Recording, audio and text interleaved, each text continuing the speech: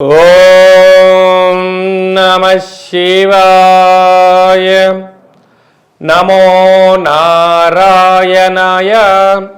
స్వర్ణాకర్షణ కాల భైరవాయై నమో నమః. హరి ఓం. మా ఛానల్కి స్వాగతం.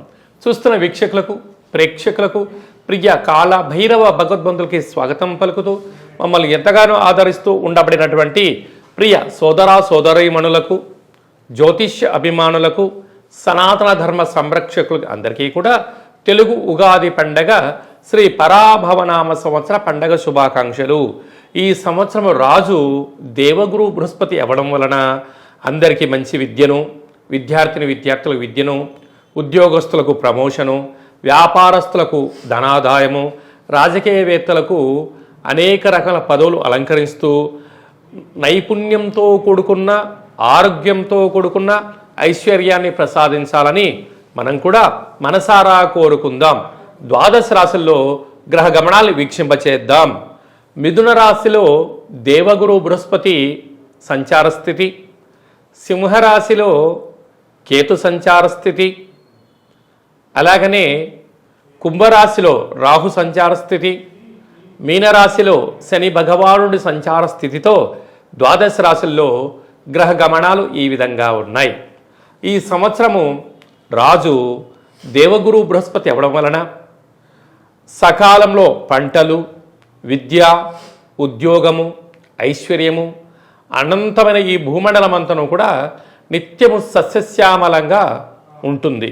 కనుక అందరికీ ఇది చాలా శుభకరణంగా భావించగలగాలి. మంత్రివర్యులు కుజభగవానుడు అవ్వడం వలన పాలకుల మధ్య స్వల్పమైన విభేదాలు ఉండే అవకాశాలున్నాయి. సమన్వయంగా ఎవరైతే ముందుకు వెళ్ళగలరో వారందరికీ ఐశ్వర్యం కలుగుతుంది అని చెప్పి గమనించాలి. కనుక ఈ సంవత్సరము పరాభవనామ సంవత్సరము అంటే కొద్దిపాటి అధర్మంగా ఉండబడిన వారికి పరాభవము, అవమానం తప్పదు, ధర్మబద్ధంగా ఉండబడిన వారికి ఐశ్వర్యం కలుగుతుందని చెప్పి కూడా గమనించాలి. సింహరాశి వారికి శ్రీ పరాభవనామ సంవత్సరంలో ఒకవైపు అష్టమ శని సంచార స్థితి జరుగుతూ వచ్చినటువంటి ఉగాది పండగ సందర్భంగా వీరి యొక్క ఆదాయ వ్యయాలతో రాజయోగాన్ని ఎలా పొందాలో ఈ వీడియోలో సవివరంగా సంపూర్ణంగా తెలుసుకుందాం. సింహరాశిలో ఏ నక్షత్రాలు వస్తాయనగా మఖా నక్షత్రంలోని 4 పాదాలు, పుబ్బా నక్షత్రంలో 4 పాదాలు, ఉత్తరా నక్షత్రంలోని 1 పాదం కలిపితే సింహరాశి. రాశాధిపతి రవి భగవానుడు.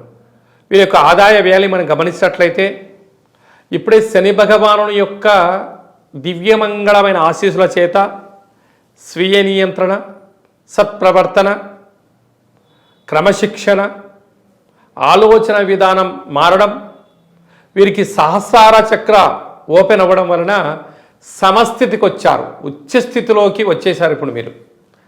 కనుకనే వీరి యొక్క ఆదాయం 7, వ్యయం కూడా 7. ఎందుకనగా ప్రతి విషయాన్ని క్షుణ్ణంగా పరిశీలించి విషయ పరిజ్ఞానం చేత జీవితం జ్ఞానం బోధపడింది. ఎంత ఖర్చులు ఉన్నాయో అంత ఖర్చుకు ధనం రాబోతుంది. తృప్తి చెందడం నేర్చుకున్నారు. కనుక మీకన్నా అదృష్టవంతులు ఎవరు లేరు అని చెప్పి కూడా గమనించాలి. అలాగనే రాజ్యపూజ్యం 5, అవమానం 5. కనుక మీరు ధర్మబద్ధంగా ఉండడం, ఆధ్యాత్మిక చింతనగా ఉండడం, ఉండబడిన వాటితో తృప్తి చెందడం నేర్చుకున్నారు. కనుకనే మీకన్నా నాయకుడు లేరు అని చెప్పి గమనించాలి. రాశిలోనే కేతు సంచార స్థితి, రాశాధిపతి రవి భగవానుడు ఇలా నీరసాధిపతి అవ్వడం వలన వీలైనంత వరకు ప్రతి విషయాన్ని ఆలోచించి మాట్లాడడం వలన మీ నైపుణ్యత పెరిగి సమాజంలో ఎనలేనటువంటి గౌరవ మర్యాదలు మీ సొంతం కాబోతున్నాయి. 2వ స్థానాధిపతి బుధుడు విశేషంగా వీరికి ధాన్యాధిపతి అవ్వడం వలన ఆహార ఉత్పత్తులు, దాన ధర్మ కార్యక్రమాలు, సేవారంగ కార్యక్రమాలలో మీరు పాల్గొనడం వలన మంచి బుద్ధి, మంచి సత్ప్రవర్తన వలన ఐశ్వర్య జీవితాన్ని కూడా మీరు పొందబోతున్నారు. అలాగే 3వ స్థానాధిపతి శుక్ర భగవానుడు సస్యాధిపతి అవ్వడం వలన వీలైనంత వరకు అందరూ బాగుండాలి, ప్రకృతి, పర్యావరణము, లోకరక్షణ, దేశ సేవ చేయాలని మీ కోరిక కూడా నెరవేరబోతుంది. అర్ధాష్టమ రాశాధిపతి కుజభగవానుడు మంత్రివర్యులు అవడం వలన కొద్దిపాటి యంత్రాలతో, ఆయుధాలతో, ప్రభుత్వపు అధికారులతో, పోలీస్ శాఖ, రక్షణ శాఖతో న్యాయపరమైనటువంటి చిక్కులు కనపడుతున్నాయి. ఆరోగ్య సమస్యలు స్వల్పంగా రాబోతున్నాయి, తస్మాత్ జాగ్రత్త. అలాగనే వీరికి విశేషంగా ఈ సంవత్సరము 11వ తారీఖు 9వ నెల 26 శ్రావణ మాస అమావాస్య పుబ్బా ఉత్తరా నక్షత్రం రోజున ఎలాంటి పనులను ఆచరించకపోవడమే ఉత్తమోత్తంగా భావించాలి. సప్తమ స్థానంలో రాహు సంచారం చేయడము, ప్రేమికులకు చాలా నమ్మకంగా ఉండగలిగితేనే ఒకరిని అర్థం చేసుకోండి, లేకపోతే ఎవరికి వారే యమునా తీరే. భార్యాభర్తల మధ్య అన్యోన్యత అవసరం అని చెప్పి కూడా గుర్తు పెట్టుకోగలగాలి. అష్టమ స్థానంలో శని భగవానుడు ఉండడం, రాశాధిపతి రాజు అవ్వడం వలన ఆరోగ్యాన్ని బాగా కాపాడుకోవాలి. ప్రతిరోజు తప్పక సూర్య నమస్కారం అవసరం, సూర్య భగవానికి అర్ఘ్యం కూడా అవసరం అని చెప్పి గుర్తు పెట్టుకోగలగాలి. అదే కాకుండా ప్రతి ఆదివారం, ప్రతి శనివారం మధ్యమత్తు మాంసాలకు దూరంగా ఉండడం, వీలైతే ఉపవాసం ఉండడం వలన ఏకాగ్రత పెరిగి, అదృష్టం కలిగి, సహస్రార చక్రం వెలిగి, భూత భవిష్యత్ వర్తమానములలో విజయాన్ని సాధించడానికి అధికమైన ఉపయోగాలు ఉంటున్నాయి.